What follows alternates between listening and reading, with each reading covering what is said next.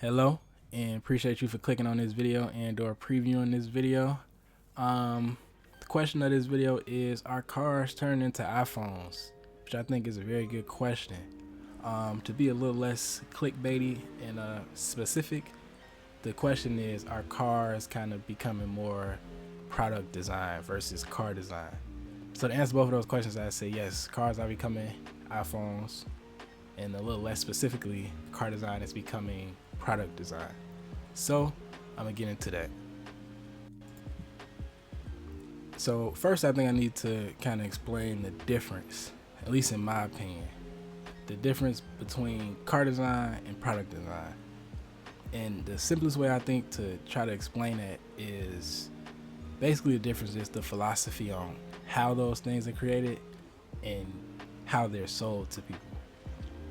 And to kind of try to break that down, got a couple comparisons. So on the left side, we got cars, food, clothing, and that's it.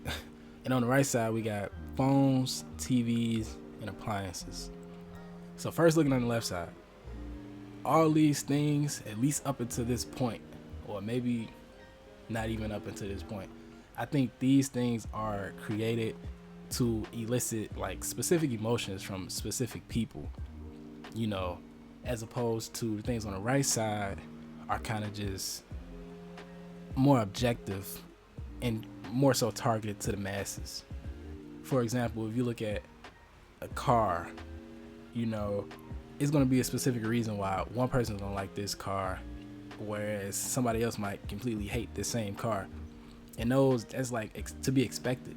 Whereas if you look at a TV, like a TV is going to sell itself based on how nice the screen looks, how bright that screen is, clear picture, and maybe some people might give a fuck about the bezels and how thin those are. And one person is going to like that TV, and probably 100 other people in a survey of 101 people are going to like that TV for the same reason. Whereas you can't really do that with cars or food or clothing. Like, it's no one thing that you can do to some food that's gonna make everybody love it. You can't be like, yeah, we gonna make this shirt look like this and it's gonna sell, everybody's gonna love it. They don't work like that. But you can do that with a TV or a refrigerator or even phones if they got Apple logos on them, you know. And I think that's the difference that kind of separates automotive design as well as food and clothing versus product design. And I think, to kind of simplify it again, I think it's that nuance in what people like.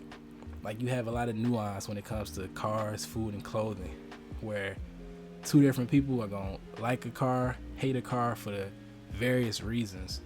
Whereas on the other side, it's all about the masses. And when you making these things on the right side, is we gonna do this one thing, and hopefully everybody likes it, because everybody should. Because it's just that simple to design these types of products, whereas you don't really have that same thing with cars and food and clothing. And I think my statement is that cars are slowly transitioning from that left side with food and clothing and things like that to that right side.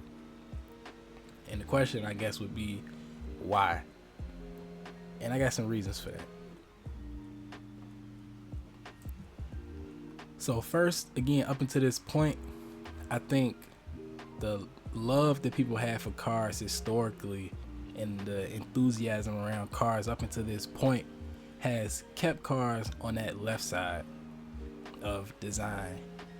But I think consumerism and all of that is slowly moving it to the right. And as a little small tidbit, I think the biggest perpetrator of, you know, causing that to move to the right is BMW, but we can touch on that later. But I think the general reasoning why that's happening, going from the left to the right, is that companies just want all the money.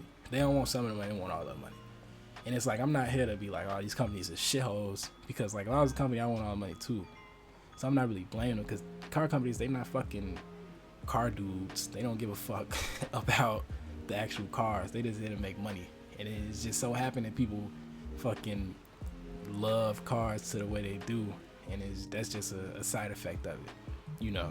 But car companies wanting all the money, and as well, the other side of that coin is that people just don't give a fuck. Like, people just don't give a fuck about shit. Like, they don't give a fuck about food, they don't give a fuck about cars, clothing, anything. Like, and I think the fact that people don't give a fuck and companies identifying that people don't give a fuck is causing inequality in pretty much everything. At least in America. I can't speak on anywhere else, but at least in America, the quality of everything is just going to shit because people don't give a fuck. And companies like, we want to make all the money. People don't give a fuck. They just want stuff cheap, quickly, and as easily as possible. And they're like, we don't care. They don't care. We gonna give it to them just like that. And I think cars included, people don't care about anything, and companies are just gonna keep on capitalizing off of that. And I think the effect on car design that comes from people not caring about the quality of stuff and just wanting stuff easily, and car companies identifying that, is that design is just becoming lazy. And like, you can look at interiors, any new interior from the past 5 years, interiors are truthfully not even designed anymore.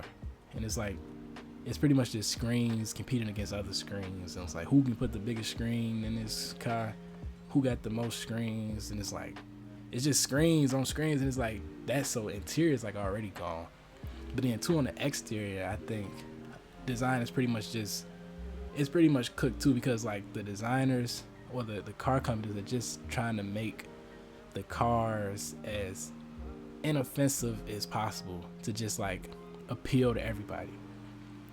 And that's, again, like I said, on that right side, those products are just made to appeal to everybody, whereas things on the left side are made more intentionally and more specific to appeal to specific types of people. And that's not the case anymore. And I think when you have design that's trying to be inoffensive, I think that design at the same time is uninspired, boring, bland. So it's like, nobody is going to look at it and be like, oh, that's fucking terrible, that's hideous, that's ugly, I'd never buy that. Yeah, nobody's gonna look at it like that, but at the same time, nobody's gonna look at it and be like, oh fuck, like, I love this car, and I'm ready to kill somebody for this car. Like, that love and hate relationship with cars, of somebody might love it, somebody might hate it, is going out the window. And I think car companies are just trying to appeal to the masses as much as they can, and trying to appeal to those people that don't care about cars. And it's like, that's understandable, because those people that don't care about cars, they gonna buy those ugly ass cars and they gonna be excited about them. And that's just what the direction I think is going, making boring cars. So if I'm saying they making boring cars, that kind of makes the question of why make boring cars, you know, a valid question. Because you think if they making boring cars, you would assume that they probably wouldn't sell. And it's like, why would I think, you know, they'd be making boring cars? But this is my big idea right here. I think it's money to be made in selling boring cars, kind of based on everything I done said up until this point. Because when things are designed boring, like phones and TVs, at that point, it's no specific model year that's going to be exciting. Like, all the model years are just kind of blur into each other at a certain point. And once no specific model year isn't exciting, the only one that becomes exciting is the one that's coming out, or the new one, you know. So therefore, if the only one that's exciting is the new one, people are gonna go spend money on the new one.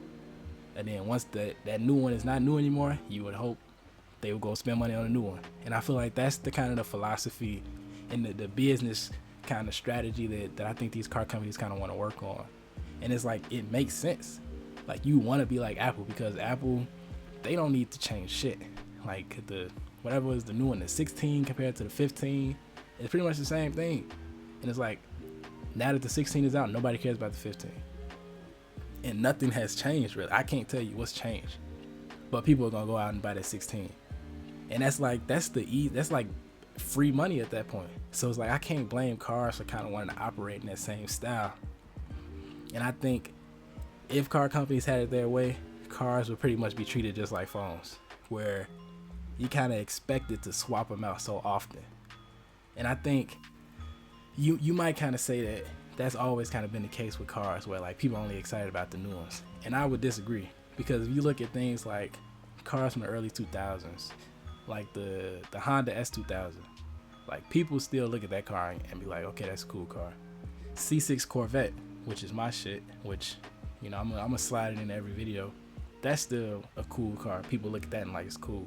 And I'm thinking like even like a 2000s Bronco, which in itself, when it was new, I don't think was probably made to be like, oh, this is gonna be a car that's gonna be, you know, people gonna still look at this car like it's cool in 25 years. You know, I don't think that was the case, but you look back at the early 2000s Bronco and it's like it has some type of allure to it, and I think that's changing. Like, I think if you were to kind of try to fast forward to like 2055, and somebody was to say you're 2055 and somebody pulls up in a car from 2035, I don't think any car that they can pull up in, unless it's like even probably like Lamborghinis and shit, but I think most cars, like say you're in 2055 and somebody pull up in a 2035 Mercedes, I don't think anybody is gonna be looking at that, regardless of what Mercedes it is, and be like, oh wow. They gonna probably look at you like, what the fuck are you pulling up in that old fucking piece of shit in for, even if it's in good condition. I feel like it's gonna be the same way like somebody was to pull up on you right now with an iPhone 8. You know, like, why are you using that old phone? You know, and I think that's kind of the direction the cars are going in. So in conclusion, I think car culture is dying because the people that made car culture a thing in the first place, being the people that make the cars, obviously, and they seem for the most part to not want cars to be something that's interesting, that people care about. And I think that's because of financial, you know, potential. Like I stated, by making boring cars, people don't care about any specific car and they just want the new one. And if people just want your new product, that's free money. But I will say, I think it's a couple exceptions, being Toyota and Mazda. There's probably some more, but then it's at the same time, it's like, who the fuck wants to buy a Mazda? You know, but I think they still kind of, them and Toyota still trying to make cars that are actually exciting, and I think that's cool. But to play my last bit of devil's advocate, you might say to my last point that the kids from like nowadays and the kids from the future are kind of gonna still grow up with those cars that come out in the future and kind of revere them in a certain way that we did when we kind of grew up. But I kind of want to disagree with that, because I feel like if cars kind of continue losing their identity and just becoming more like products, I think the same way that a kid from, you know, right now won't give a fuck about an iPhone 17 Pro Max in 4 years, I think it's the same way that they won't give a fuck about a 2030 whatever in 20 years, because it's just not going to be something that garners interest just based on the way that they're being made. And I think that's fucked up, but it is what it is. So long story short, I would say cars are becoming iPhones, just because that's what quote unquote big auto wants, because that's what's gonna make their pockets fatter, not you caring about this car and you and 500 other people like this car and the masses don't. So I think the car manufacturers created car culture, and I guess they can take that shit away too. So it is what it is. You know, cars at the end of the day are just cars. You know, we love them, but it is what it is. But that's my little spiel.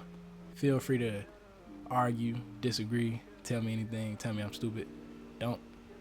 But if you do, you know, I'm gonna argue with you in the comments. So feel free. Appreciate you for watching to the end. If you watch to the end, I really appreciate you. But other than that, take it easy. Be smooth, be safe, and go get some money.